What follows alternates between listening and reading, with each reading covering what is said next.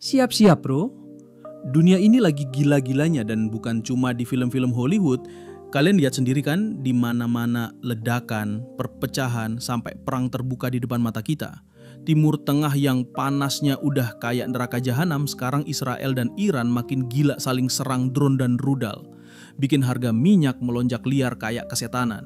Di Eropa sana, perang Rusia-Ukraina belum kelar juga, malah makin disiram bensin sama dukungan NATO yang gila-gilaan, bikin ekonomi Eropa kelimpungan dan harga energi bikin dompet bolong. Belum lagi, di Samudra Pasifik, dua raksasa ekonomi dunia, Amerika dan Cina, lagi adu otot sampai ke Laut Cina Selatan dan Taiwan. Bukan cuma perang kata-kata, tapi udah perang chip, perang teknologi, perang narasi. Ini bukan main-main bro.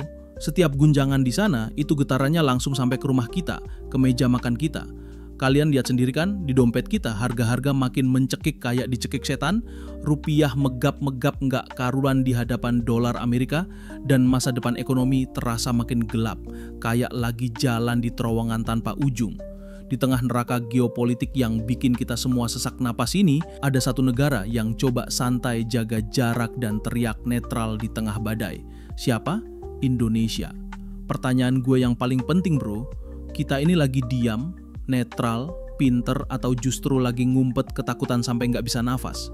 Siapkah kita jadi pemain penting di panggung dunia yang penuh darah dan intrik ini, atau malah sebentar lagi tercekik hingga mati dan cuma jadi korban pecundang yang nggak tahu arah? Jangan salah bro, gejolak global ini punya efek langsung ke dompet kalian, ke harga BBM, bahkan ke harga sepiring nasi goreng yang kalian makan tiap malam. Gimana cara krisis dunia ini bakal mencekik dompet kalian?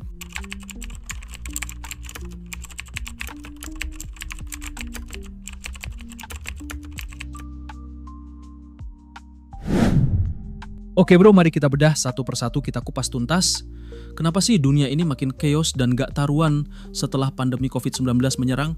Ini bukan cuma kebetulan, ini bukan cuma konspirasi receh. Ini adalah efek domino dari bara-bara yang sudah lama terpendam, luka-luka lama yang gak pernah sembuh, dan sekarang semua itu meledak di mana-mana, bikin tatanan global yang rapuh jadi hancur lebur. Pertama lihat aja tuh, bara api di Timur Tengah. Israel versus Iran. Tadinya cuma adu mulut di balik layar, cuma proxy war lewat milisi sana-sini, tapi sekarang udah pakai drone-drone mahal, rudal balistik, langsung nembak ke wilayah inti. Ini bukan cuma soal dua negara bro, ini bisa nyeret Amerika yang mati-matian bela Israel, lalu Eropa, bahkan seluruh Timur Tengah ke jurang perang terbuka yang lebih besar dari yang pernah kita bayangkan. Kalian pikir ini cuma urusan mereka di sana, nggak ada dampaknya ke kita? Salah besar. Setiap dentuman rudal di sana, setiap kenaikan tensi militer, itu getarannya langsung sampai ke dompet kita di sini. Harga minyak Brent yang biasanya stabil di 70-80 dolar per barel, tiba-tiba bisa melonjak tembus 100-120 dolar. Kenapa? Karena investor panik, pasokan minyak terancam, dan kalau minyak naik, siapa yang gigit jari? Ya kita, rakyat kecil. Kedua, perang Rusia-Ukraina, bara lama yang tak kunjung padam. Kalian kira ini udah selesai? Belum bro, perang ini udah berlangsung lebih dari 2 tahun dan gak ada tanda-tanda mereda.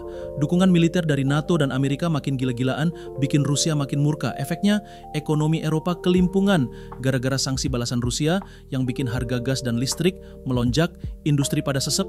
Ini nunjukin kalau konflik regional bisa punya dampak global yang merusak rantai pasok pangan, energi, dan barang-barang penting. Jutaan ton gandum yang biasanya dikirim dari Ukraina jadi terhambat. Ini memicu krisis pangan global bro. Dan itu artinya harga mie instan di warung sebelah rumah lo juga bisa ikut naik. Jadi efek langsung dari semua bara perang ini apa? Harga minyak mentah meroket. Inflasi global makin gila. Krisis pasokan pangan dan energi terjadi di mana-mana. Duit yang kita pegang makin nggak ada harganya. Dan biaya hidup makin nggak masuk akal. Semua ini bukan cuma kebetulan bro. Semua ini adalah akumulasi dari egoisme global, ketidakpercayaan antar negara, dan perebutan kekuasaan yang gak ada habisnya. Setiap negara sibuk mikirin diri sendiri, narasi nasionalisme ekstrim makin kencang, tapi lupa kalau dunia ini udah interconnected. Egoisme global inilah yang bikin kita semua dalam bahaya. Ini adalah resep sempurna untuk sebuah bencana global. Jangan salah besar bro. Semua ketidakstabilan di luar sana itu punya efek domino langsung yang akan menghantam dompet kalian, menekan rupiah, dan bisa bikin harga kebutuhan pokok melonjak gila-gilaan. Siap-siap, karena selanjutnya kita akan bedah bagaimana krisis global ini secara brutal mencekik ekonomi dan daya beli rakyat Indonesia. Kalian bakal terkejut seberapa parah dampaknya.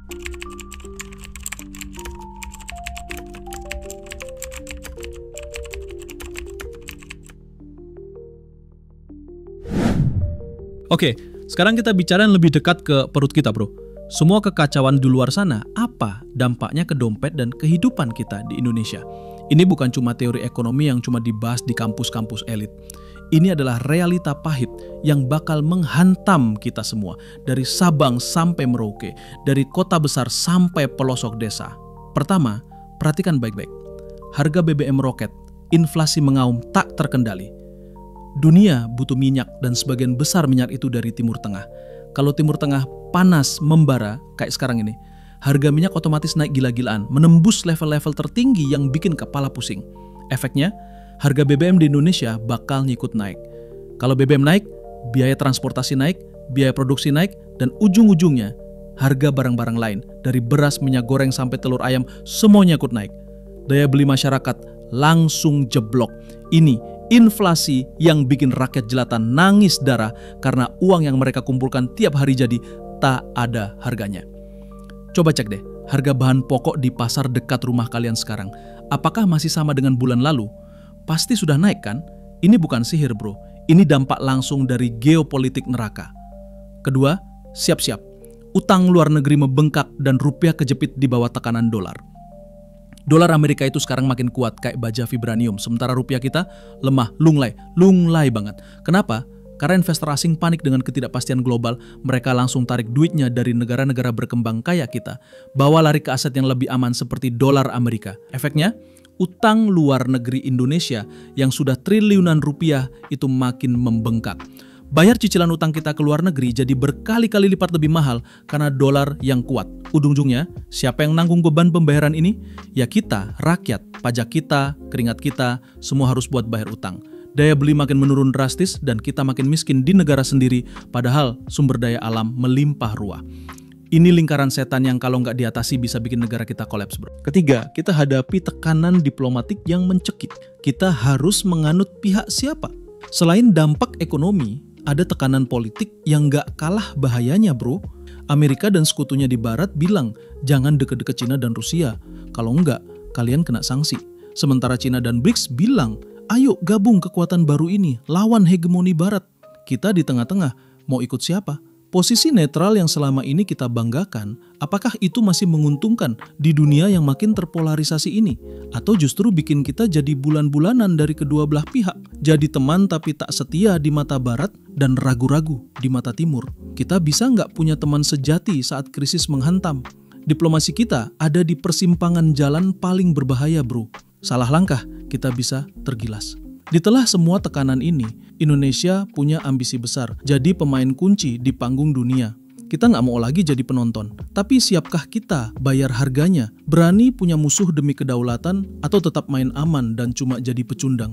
Di segmen berikutnya, kita akan bedah pilihan sulit ini dan program-program hilirisasi yang bikin negara maju ketar-ketir.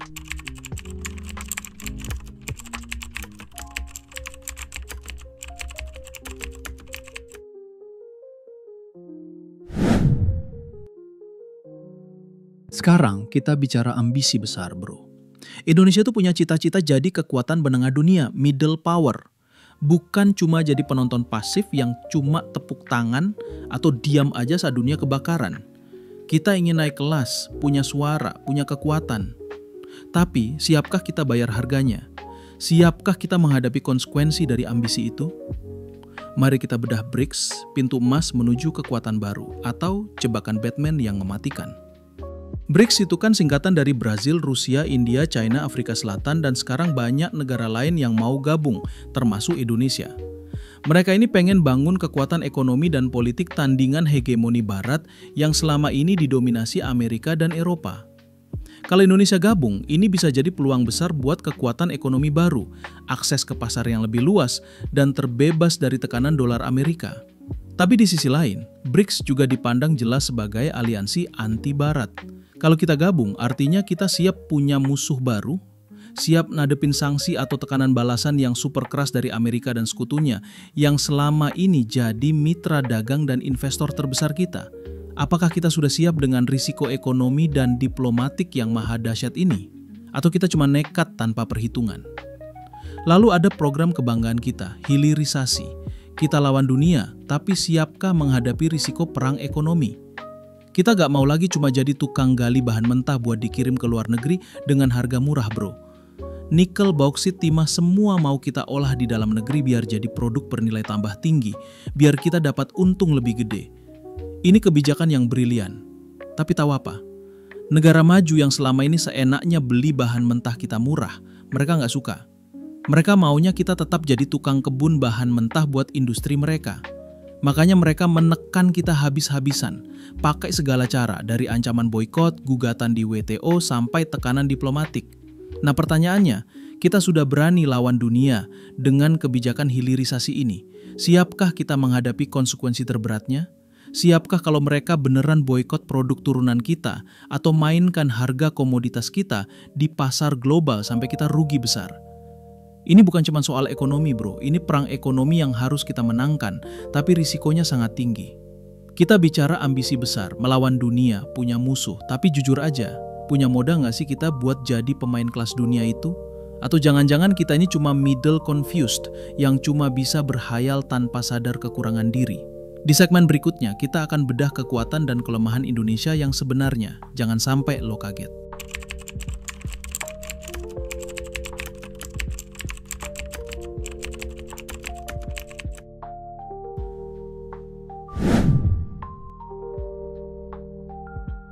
Apakah Indonesia siap punya musuh?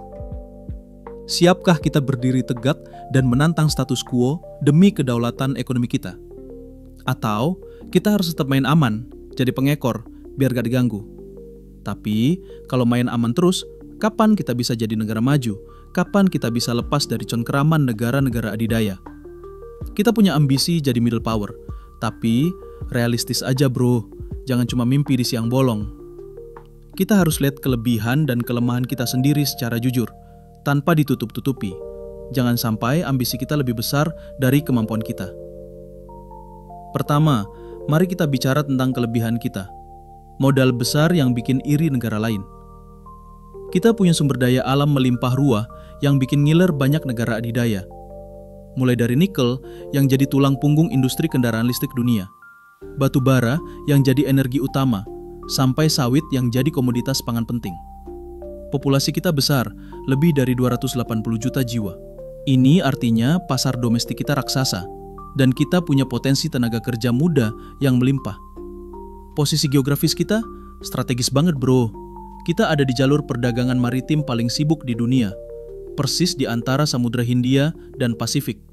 Ini bikin kita jadi titik simpul vital buat jalur suplai global.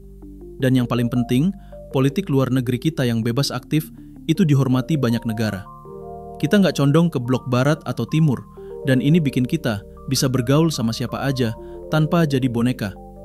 Ini modal besar buat kita jadi pemain dunia, punya bargaining power, dan jadi penentu arah.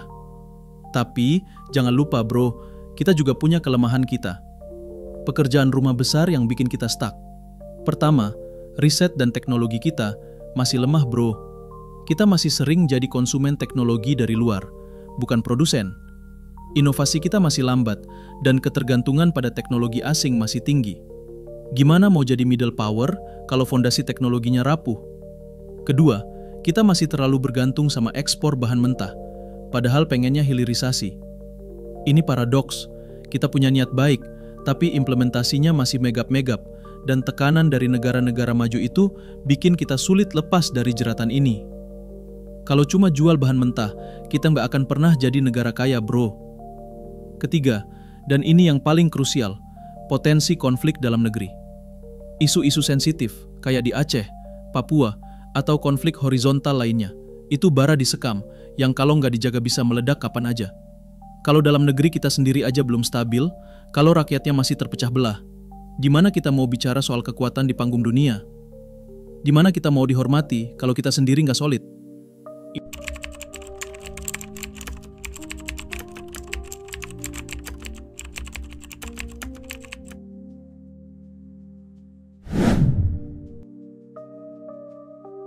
Jadi dengan semua kekuatan dan kelemahan ini, di tengah badai geopolitik yang makin menggila, kemana sebenarnya arah Indonesia ke depan? Apakah kita akan jadi bangsa yang cerdas menghadapi tantangan, atau justru linglung dan terjebak dalam kebingungan?